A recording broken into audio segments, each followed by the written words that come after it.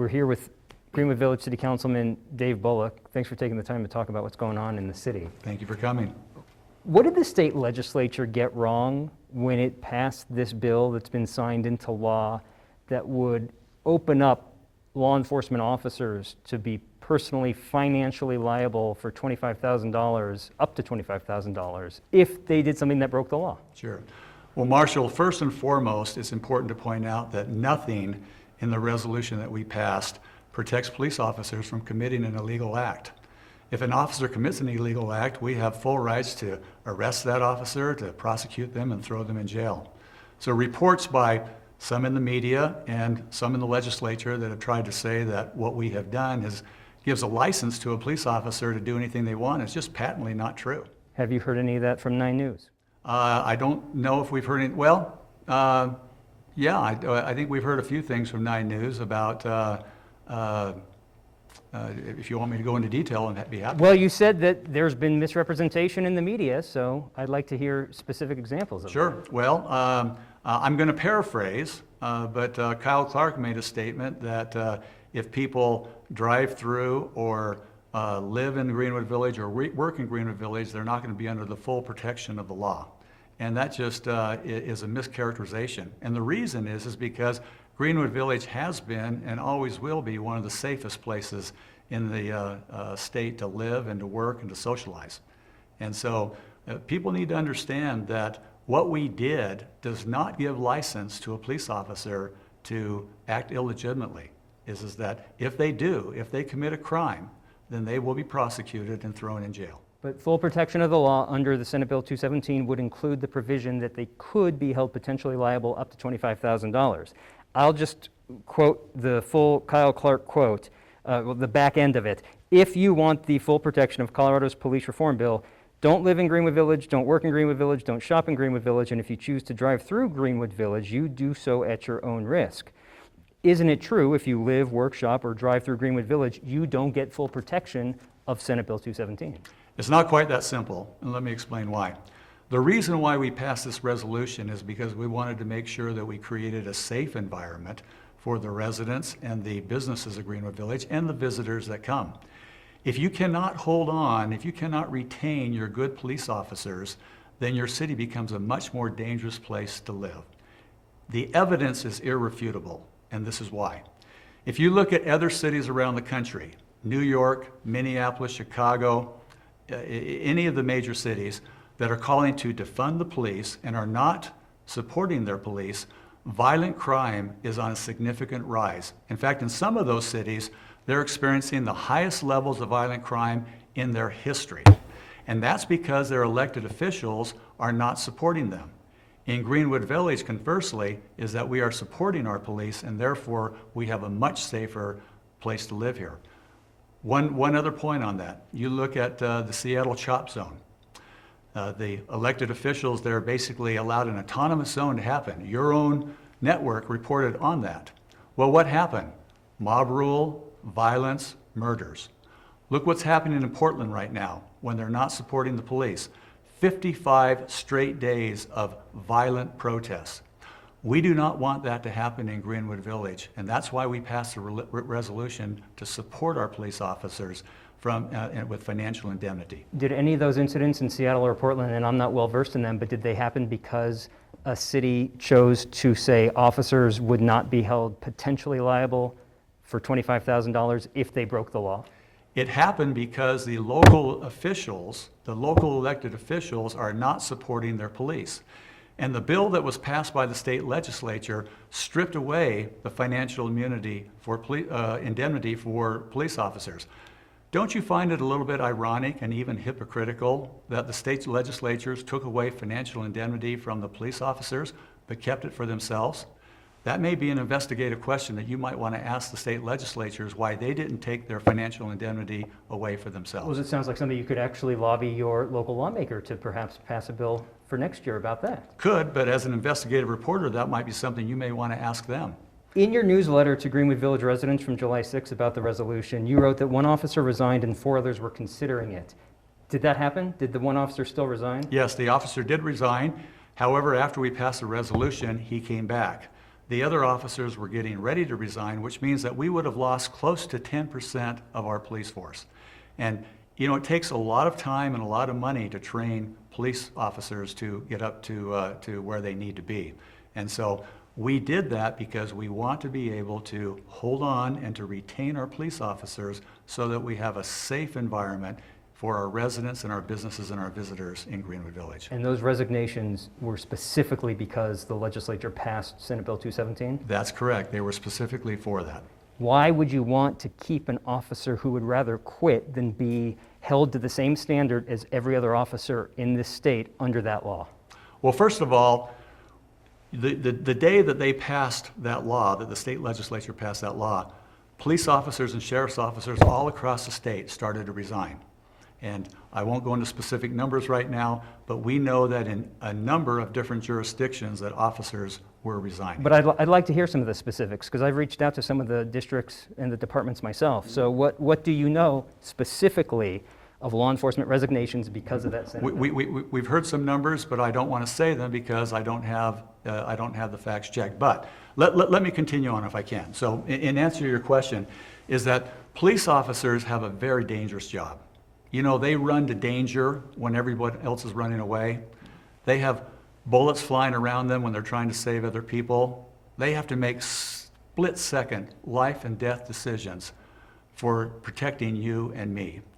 And most police officers just are not willing to accept the financial liability on top of the life-threatening day-to-day things that they have to go through to be able to do their job. And so we chose to indemnify them from the financial liability, but it does not protect them nor give them license to commit an illegal act. As I said earlier, we will convict them, we will prosecute them, we will throw them in jail if they do that. I'll point out, DPD has told me they've had 2 resignations since June 1st, and the law took effect June 19th. Neither specifically were because of the Senate bill. Arapahoe County, also 2 resignations. Aurora, which has other issues, has 13 resignations since June 1st. I'm still waiting to see how many of those might be possibly because of Senate Bill 217. So those are some of the nearby districts. Have you checked Jeffco? Have you? Give them a call. What do you know? You give them a call. You're the investigative reporter. You give Jeffco a call. All right, I'll get back to you on that. So here's the key. First of all, when they say that it wasn't specifically tied to that, number one, they don't know that for sure. Number two is that a lot of police officers haven't found other jobs in other professions. As soon as they find other jobs, you'll find that police officers will start leaving and going to other professions. The other thing too is that we have had a significant increase in applications to the Greenwood Village police force from officers that are in other police forces. And in fact, we're just getting ready to hire one very soon. Obviously, I can't disclose the name of that person and where they came from, but because other police officers at other places around the state are seeing how we are supporting our police force, they want to come and be a part of our police force. If a Greenwood Village police officer broke the law while on duty, and the city gets sued because of that action, why should that officer not be liable up to that $25,000 that the state lawmakers put into that bill? Well, I just answered that question. I talked about what a life-threatening type of job that police officers have. And you know, the other thing too is that the motivation for them to stay out of jail is a far greater motivation than what the finances that they're going to lose.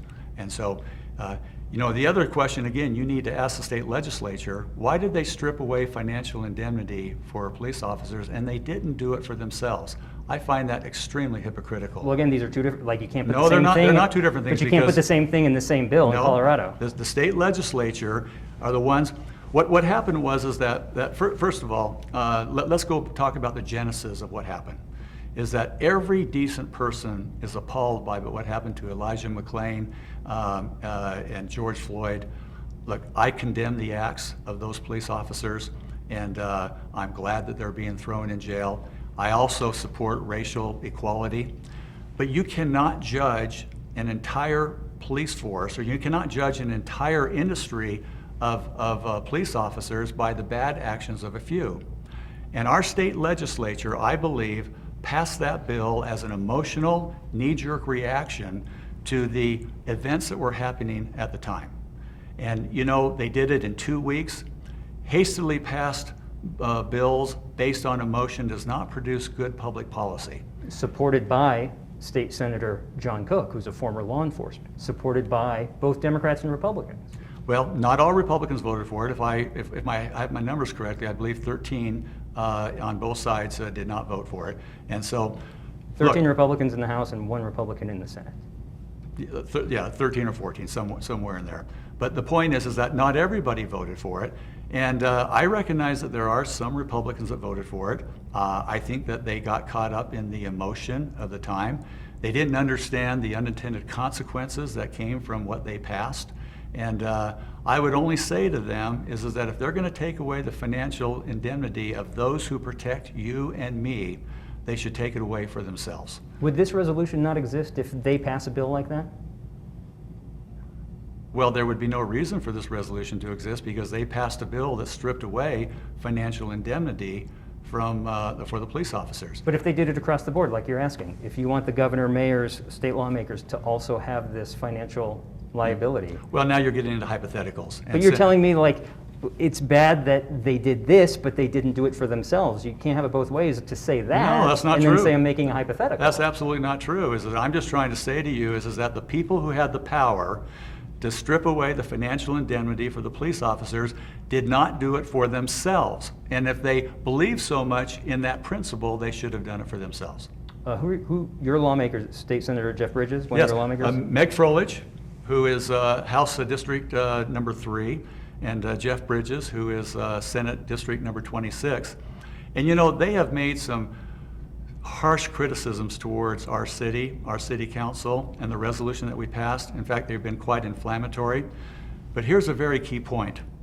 80%, over 80% of the residents of Greenwood Village that have given us feedback support the resolution that we passed. Over 95% of the people in my district, since I sent out my letter, have expressed support.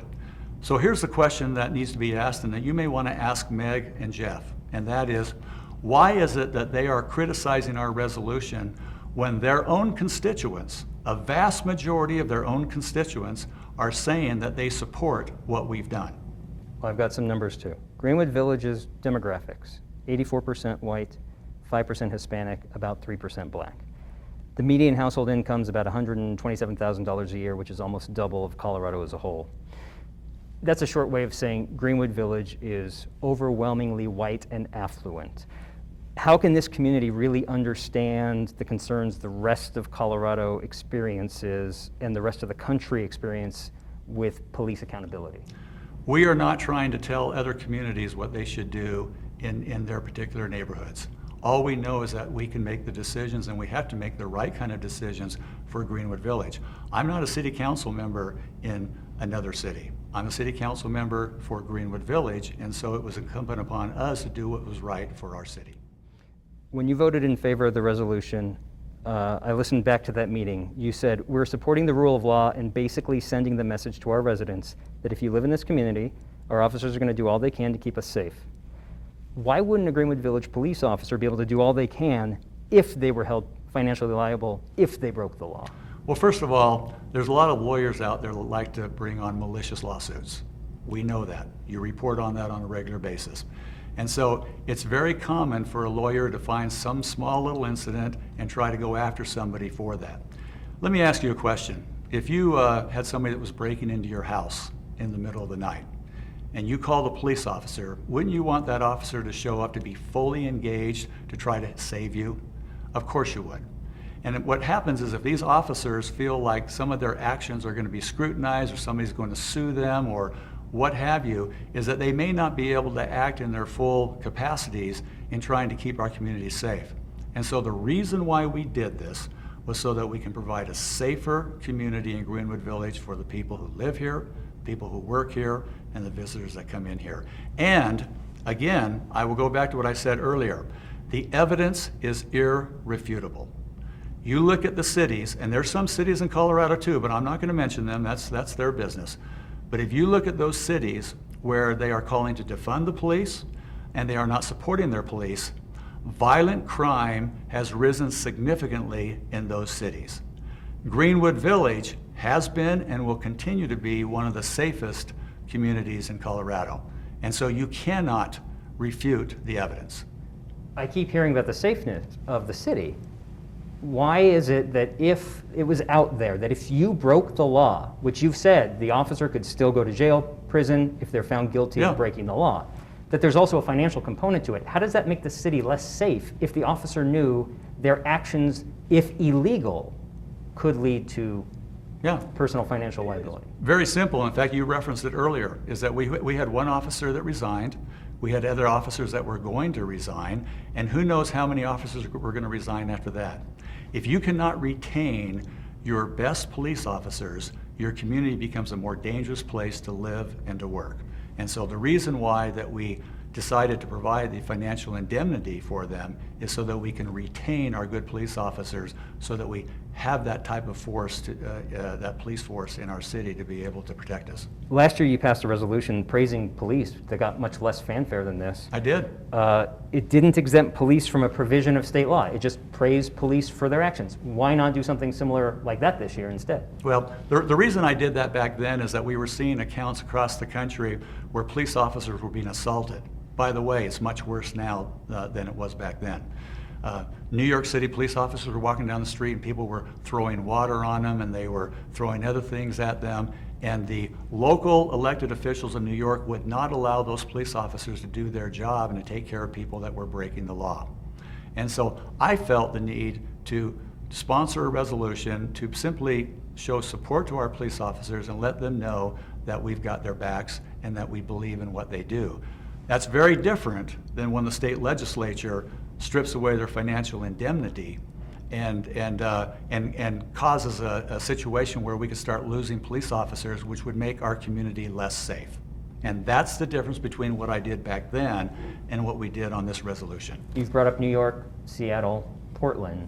Are those similar cities? Chicago, Minneapolis, Los Angeles. I can go right down the line. Are those all similar cities to Greenwood Village in terms of what police, like you're comparing, is that apples to apples police comparison? Well, of course it's not as, Greenwood Village is not as large as those cities, but the principle holds true, Marshall, and that is in the cities where local elected officials are calling to defund the police and they're not supporting their police, what happens is that criminals are feeling emboldened to go out and do what they want to do because they know that the weakened police forces aren't going to do anything to them. And there's your own network reports all the time about these communities where police officers are not allowed to go and arrest people that are breaking the law, that are destroying property, and are threatening people. And so we felt the need to be able to show that support and to basically tell others is that we believe in the rule of law in Greenwood Village, and we will support the rule of law, and we want a police force that feels that we have, or they have the support of council to be able to go do that. Something we've reported on recently, the musicians that are protesting Greenwood Village to rescind this resolution and refusing to play Fiddler's Green until it happens. Fiddler's Green isn't seeing any concerts right now as it is, but one day it will. And I found out that the city's benefit of concerts at Fiddler's Green is the concession from the sales, or the sales tax concessions. Right. Sales tax from the people who go to the concerts that spend money within Greenwood Village, and the $2 per hour fee that is charged if off-duty officers are hired. Is that enough of a threat and a concern for you to want to rescind this resolution? Well, first of all, let me just say that we make decisions not based on finances, but what we think are the right kind of principles. In fact, my good friend and fellow council member Dave Kerber said that our principles are not for sale. And so we're not going to make decisions regardless based on any type of financial revenue. But I will say that you're absolutely correct, and that is that the revenue that we receive in the city is less than 1/100th of 1% of the entire city budget. And so for those musicians that think that they're going to hurt the city, who they're really hurting are the people that want to come and listen to them, the people who work at the concessionaires, the people that work at the restaurants. Those are the people that they're injuring if they're not going to come. They're not going to do really anything to the city. I don't know if you're expecting this much attention for the resolution. Do you have any regrets on it at all? Absolutely not. I think that history will prove that our city council is on the right side of this issue. And I was very pleased to vote for the resolution that shows support for our local police officers so that we can have a safer community here in Greenwood Village. Any intention to vote to remove it? Well, I'm only one council member, and so I cannot speak for the others. We do speak together often. My sense is among the council that there is no motivation to repeal the resolution. I will tell you from a personal standpoint, when I have over 95% of the residents that live in my district that say they support this resolution, why in the world would I possibly think about repealing it? It makes no sense. Why? Because it's my job to listen to the will of the people. And the people in my district say, we want this. That's something that Meg Froelich and Jeff Bridges are not doing. They need to listen to the will of their constituents, and they're not. Councilman Bullock, I appreciate your time on this. Thank you for coming. Sure. It's nice to have you here, and thank you for giving me the opportunity to tell our side of the story.